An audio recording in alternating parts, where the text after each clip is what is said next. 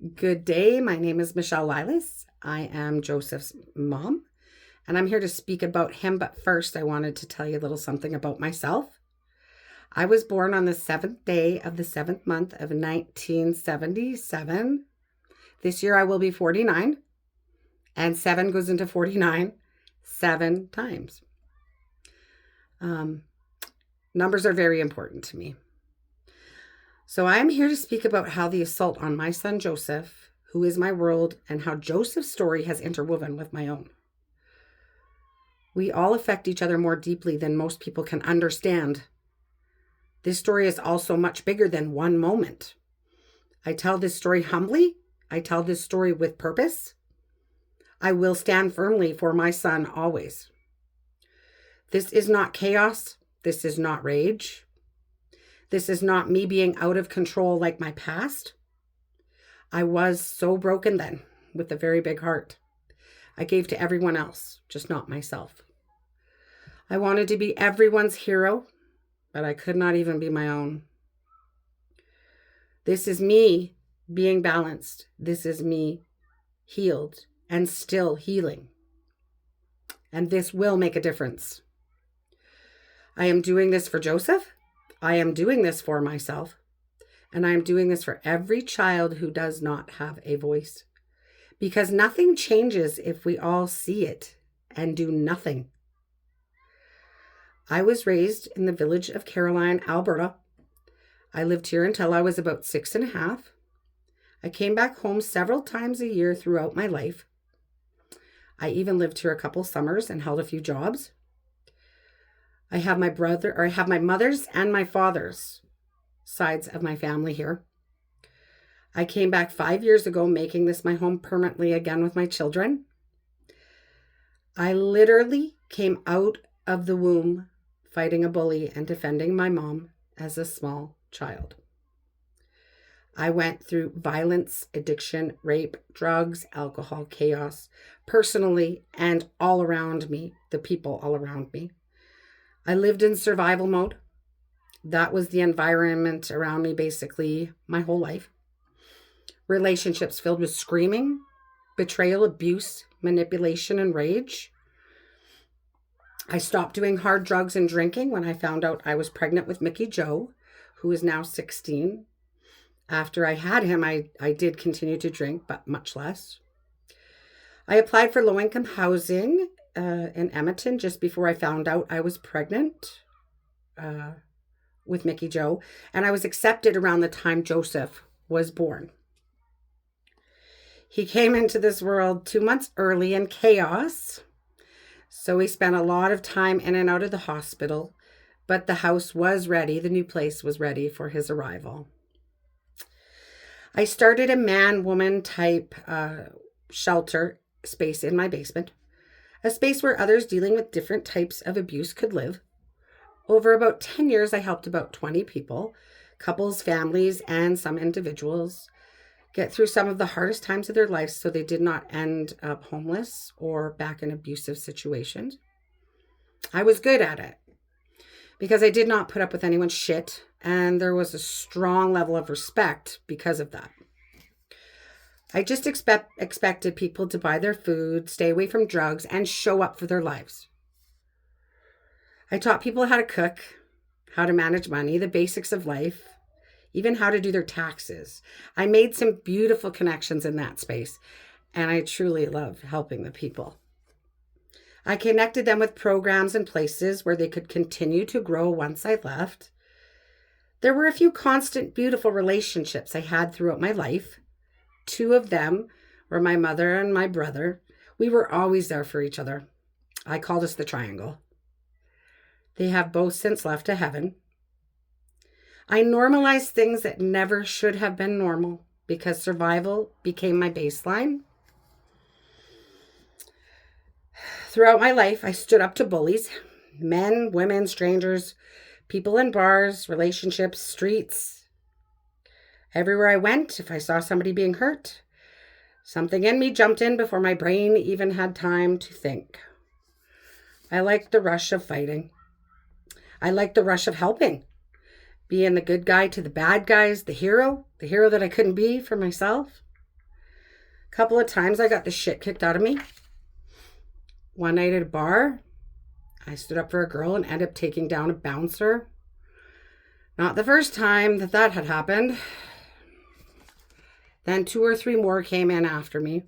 They pinned me down while one of them boot fucked my face. I remember getting up bloody, laughing like a madman. Loud and angry, but controlled all at the same time. It was an art form. Telling them they could not fucking hurt me. Nothing could hurt me. This was not because I was fearless. This is because I was desensitized. There were many moments in my life that were terrifying, traumatic, brutal, and deeply unhealthy, but I could not even see it. I was surviving. I was numb. I was disconnected from myself. My boys' dad tried to come in our home. He did not live there. We were not together. I would not let him in. He got angry. He was drunk and high, so we kicked in the door. I took him down. I beat the shit out of him.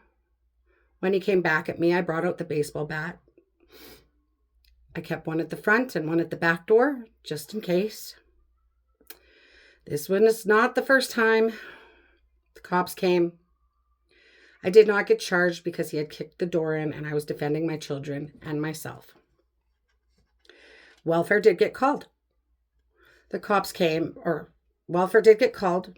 They came into my house. I let them in. There was this one worker. I do not remember her name. There was a lot of conversation.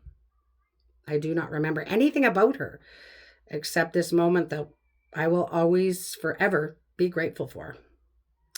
She told me that if I ever hit their dad again, she would get my kids taken away from me. And I snapped.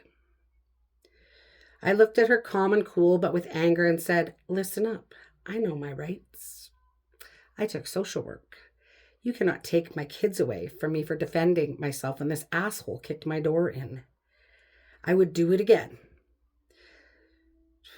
She looked me right in the eye and said something that struck me deeper than any word ever had. She said, "You are desensitized." Desensitized, I said? Is that even a fucking word? I told them to get out of my house, so both social workers left, but I could not let it go. That word would not leave me. Desensitized? It was haunting me. I thought about it over and over again. I remember phoning my best friend Donna and asking her, "I have a big heart, right? I help people, right? How am I desensitized?" I asked people at work, at the bar, friends, acquaintances. I kept bringing it up. I could not shake it. That woman, whoever she was, cracked something open in me that was needed. For a few months, I sat with that word, desensitized, thinking about it, questioning it, and then it hit me. Oh my God. I am fucking desensitized. And that is where everything started changing. I started feeling. I started going deeper. And it was fucking terrifying. It felt like I was blowing up from the inside out, exploding. Everything I had buried, everything I had normalized, everything I had numbed out, it all started coming up. That was only the beginning.